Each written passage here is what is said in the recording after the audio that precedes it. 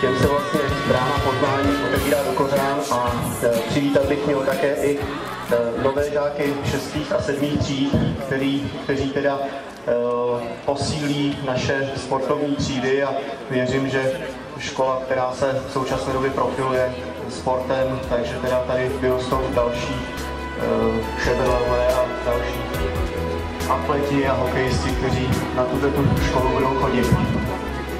Chtěl bych tímto trošičku na úvod všem, jak rodičům, i dětem, i kolegům slíbit, že teda se postaráme o to, aby se jim tady na té škole líbilo, aby na ní měli hezké vzpomínky a aby ty strávené roky ve školních lavicích pro ně byly co možná nejvíce příjemné. Tak jako tradičně představím aktéry 10 měsíců nebo 9 měsíců, kteří se budou nějakým způsobem podílet a přípravnou třídu letos magistra Turčanová Hana, druhou A magistra Šéfelová Naděžda, druhou B magistra Řeháková Hana, druhou C magistra Kateřina Tlustá, třetí A magistra Kovrcov, ale jejich odkaz a jejich myšlení běží dál. Tím prvním je citát Františka Ladislava Čalakovského. Není moudrý ten, kdo mnoho ví, ale ten, kdo ví, čeho je třeba. Já bych vám strašně moc chtěl popřát, abyste se zde na 3. základní škole učili a naučili být moudrými, ale zároveň, abyste se tady naučili, když něco nevíte, tak je strašně důležité, že přesto víte, kde to najdete. A druhý citát je od velikána, který se o něm říká, že na té základní škole měl 4, ale pak vlastně zrodil teorii relativity. Je to sám velký Einstein, který řekl, že pouze život, který žijeme pro ostatní, stojí za to. Takže já bych vám strašně moc popřál, aby pedagogický sbor, vaši rodiče žili pro vás, vy abyste žili pro ně a abyste jim dělali jen a jen samou radost. Takže vykročte šťastnou nohou do školního roku 2007-2008. To hokejistí.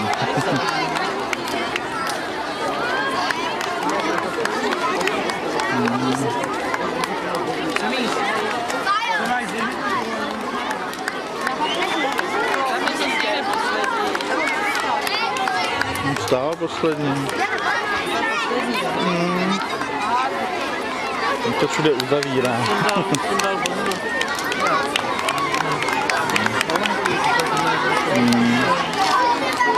Jak se s tím táhne.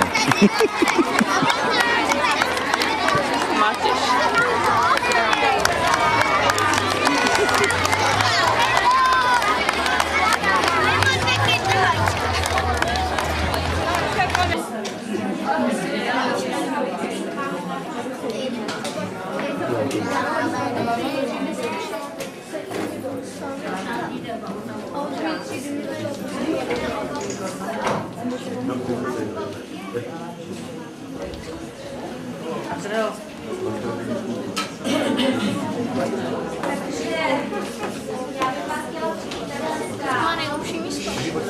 Je to pro děti první školní den, takže je to něco nového.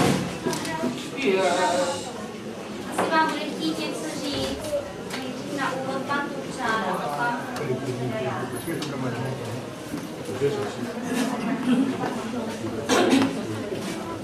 já když dostane slovo tady paní učitelka, bych vás chtěl přijít tady o teda, já jsem Tomáš Turčan, jsem tady za hokejový klub z Mostu.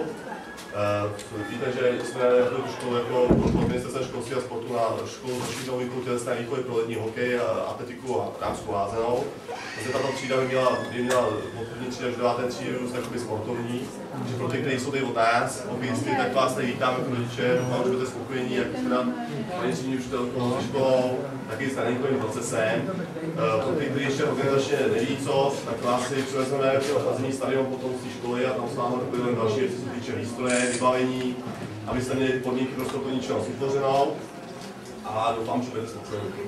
Protože jsem vás tady pozdravit, dneska je sportovní školní den taková významná událost, že teda nastupujete do sportovní školy a doufám, že se vám to bude líbit a že ten projekt se samý jsou zúčastní. Takže ještě vás tady vítám a děkuji, že jste nás mohli spokojení třídit.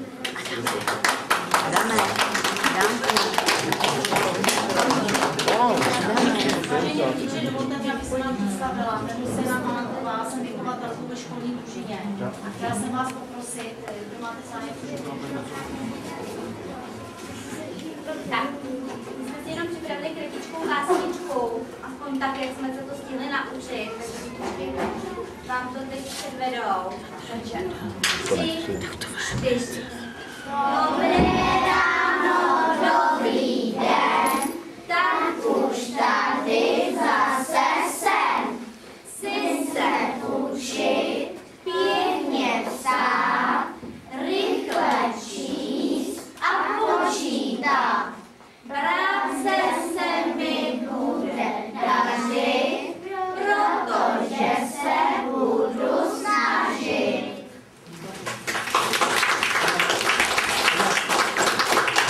Tak, já bych vás chtěla ještě jednou uvítat, já jenom učení učitelka našich dětí, jmenuji se Hana Turčanová. A jenom úvodem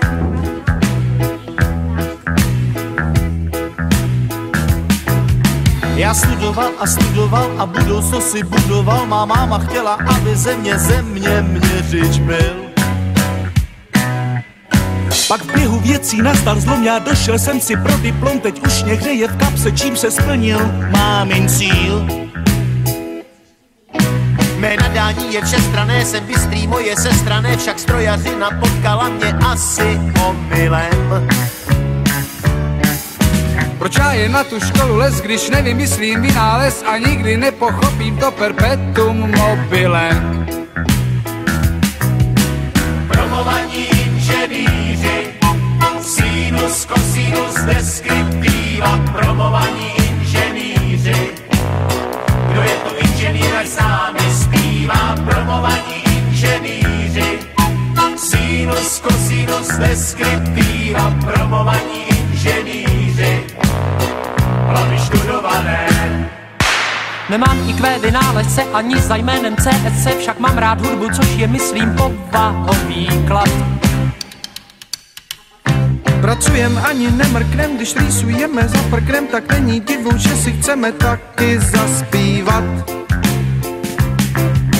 I když jsem v jádru technokrat, na banjo umím zavrnkat, můj kolega zas na kontrabas slušně basuje.